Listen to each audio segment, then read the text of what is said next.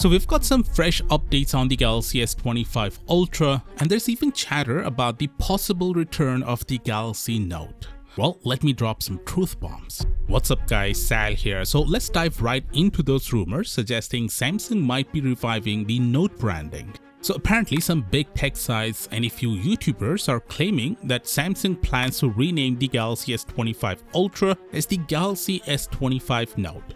Their source? Well, it all traces back to this guy. Now, I've been following him for a while now, and when it comes to Samsung leaks, his track record is terrible. He's been wrong about almost every Samsung prediction he's made. Recently, he even claimed the Z Fold 6 would have a 6.4-inch cover screen, and when that didn't pan out, he quickly deleted the tweet. That's his usual MO.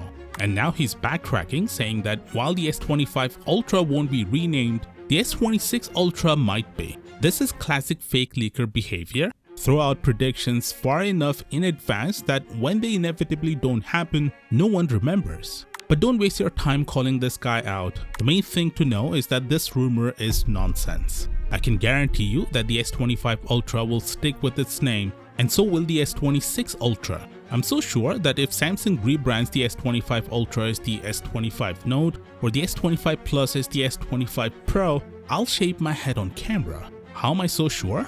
Let's just say I've got some solid sources within Samsung. If you've been following me for a while, you'll remember that I used to leak Samsung devices before their launch until legal issues made me stop. Honestly, I'm more disappointed in these big tech sites who are reporting this. It seems like clicks are the only thing that matters now. There's no longer any sense of responsibility, and that's a real shame. Anyway, let's move on to some actual leaks. First up, the S25 Ultra's battery has appeared on a certification site confirming it will stick with the same 5000 mAh capacity as the S24 Ultra, and the charging speed still 45 watts. While I would have loved to see a bump to 65 watts, it's not happening. That said, the S24 Ultra already has incredible battery life, almost 1.5 to 2 days with moderate use, so if Samsung maintains the same level of optimization, I don't see the unchanged battery capacity being a big issue. Next up, we got our first peek at the S25 Ultra's render a few days ago with those chamfered corners. And now we also get to see the sides, and they're totally flat, unlike the slight curve on the S24 Ultra. While we haven't seen the back yet, iSuniverse mentioned that there would be a subtle curve where the frame meets the back glass.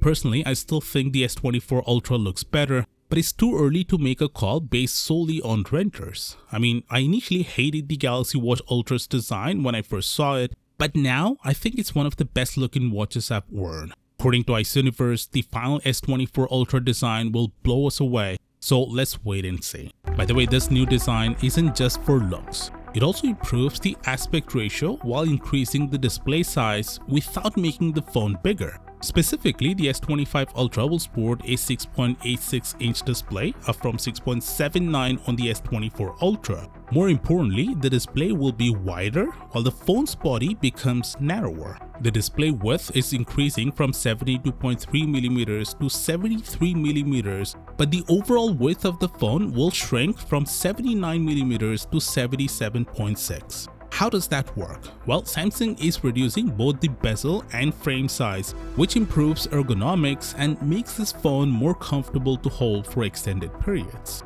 Lastly, One UI 7 is shaping up to be Samsung's biggest software update yet. I've got the top 10 changes lined up for you, so click right here and I'll see you there.